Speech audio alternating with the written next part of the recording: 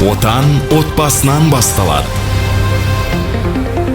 Әрбір бала үшін ең қауіпсіз және бақытты мекен ол өз отбасы. Балаларымыздың үйде де, түзде де аман болу үшін елімізде Қазақстан балалары атты жаңа ұлттық тұжырымдама іске қосылды.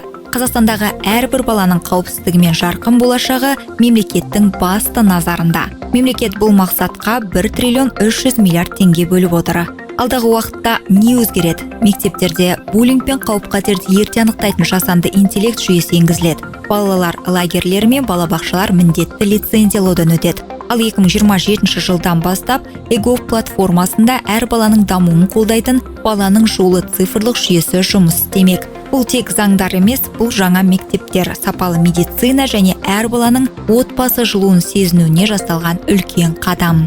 Қазақстан балалар тұжырымдамасы тек мемлекеттің емес, бүкіл қоғамның ортағысы. Балаларымыздың қауіпсіздігі мен бақытты балалық шағын бірге қамтамасыз етейік.